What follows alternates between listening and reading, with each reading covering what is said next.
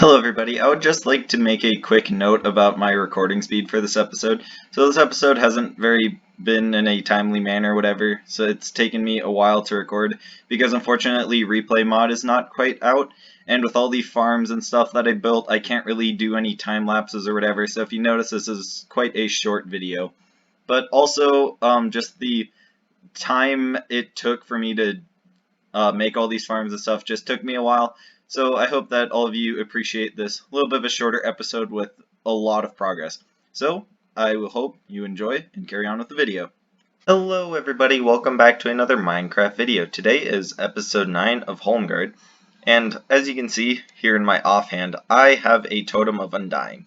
So me and the wooden gear did some raids in between episodes, so I got a whole bunch of totems of undying. So it's going to take a little bit of getting used to having to swap hotbar slots for food, but I think I can get used to it for not being able to die.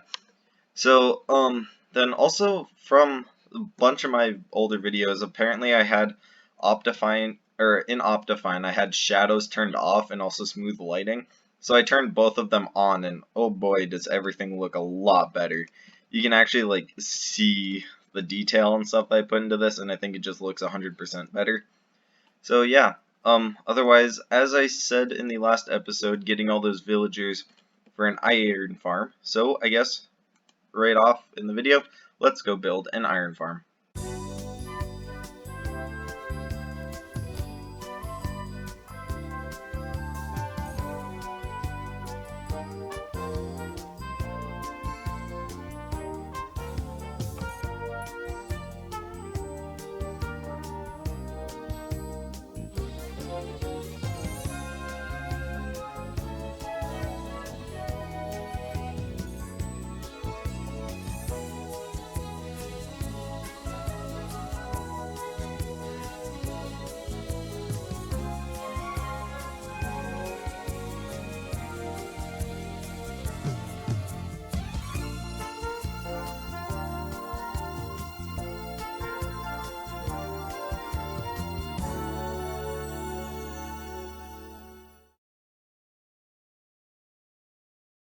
Hello everybody, I hope that you enjoyed this time lapse, and as you can see, all the villagers and stuff are in place, and the iron farm is working.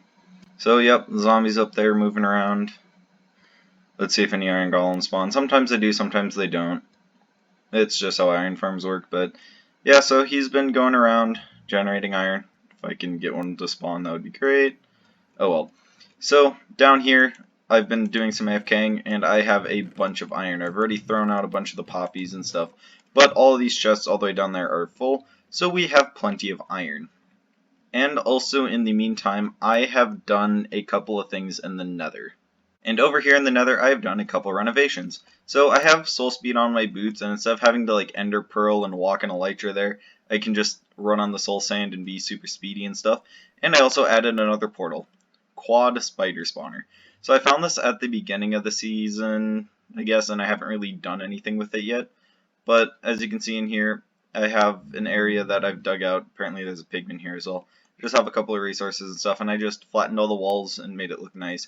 And I have 1, 2, 3, 4 cave spider spawners. So I'm just going to fill this whole area with water. I started working on this upper area, but I realized that instead of having the water to push the spiders down there, I should probably have it like lower down and stuff. But yeah, so I'm going to start working on this then and get some of the stuff done. Top water's in. Bottom water is in. The glass elevator is now in place. The killing chamber is now in place. Chest storage is now in. And the decorations are now in place. So I went for like a kind of cavey theme because cave spiders. The farm isn't quite on yet, but all these spider spawners are there. And when I'm standing here, all of them are active, as you can kind of see through the water here. I thought this was a kind of cool effect that you can see all the spiders spawning and stuff. So basically what the spiders do, they spawn there, get pushed to a bubble invader there. They then get pushed across with water. Over here, there's a bunch of hoppers. I stand here with my sword and kill them. And all their drops get put into the hoppers, which then gets sent to a dropper vader back there somewhere.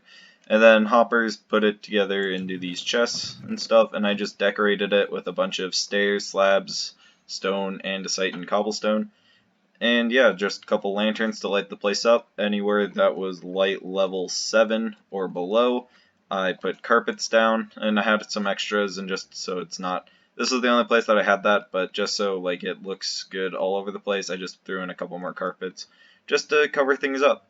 So yeah, those are just a couple build techniques and stuff, and anywhere where you just have like a flat wall, try to throw in like a dent or something like that. This area is kind of flat, but it's where the nether portal is, so I think it's kind of fine.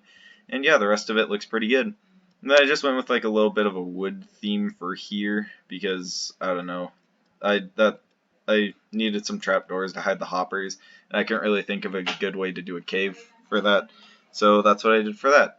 And yeah, so now the next step is taking out those torches. I have now removed the torches and stuff from the inside, and now all of these spiders are coming up. I did forget to put water along the front area for this platform that I'm standing on, so I did add that so you can see the spiders are getting pushed away, and this farm is working amazingly. So you see all those spiders down there spawning from just those two spawners, and then there's those two over there. So there's been a bunch of spiders piling up here. You can just kill them, get all the loot. Hey, cave spider head. Cool. Haven't gotten one of those yet. So yeah, this thing is working pretty good. All the spiders just tend to stack up in that back corner there, so if I just stand here and swing at that, it works pretty good. And as you can see, the loot is coming in nicely. There are just 5 torches that came through the system, and yeah, so plenty of storage here for the string and spider eyes, but otherwise this has been a very successful project.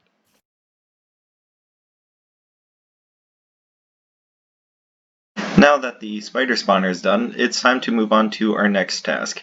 And I have done a little bit of cleaning here in the base, I guess, that I've dug from underneath my island. And I have done some digging. So here is a bunch of bedrock and stuff that I've exposed. And I have some big plans for this area, but the only thing is that these plans require a lot of TNT. And to get a lot of TNT, I need a lot of gunpowder. And to get a lot of gunpowder, I have 2 options. Either build a creeper farm or build a witch farm. And I think that a witch farm will overall be more useful for me. So I have some shulker boxes here with the materials that I need. So I've done a couple of renovations here in the nether again, so I've added this path here, and I've also added speed 2 above the nether roof. The reason why it's not showing up is because I have a texture pack that removes it because it's just annoying. So yeah, as you can see, I still have speed 2 in the nether, and it makes you go really fast on soul sand highways. So yeah, I just made this diagonal tunnel all the way out to the witch hut that I found. It's kind of far, but it's not that bad in the nether. And yeah, just as you're running along here, it's not that bad. And then if you pop into this nether portal, as you can see, there is a witch here right there. So I'm going to start working on this witch farm. Step 1 is to clear out an area around the witch hut just so I get faster spawns and organize my area a little bit.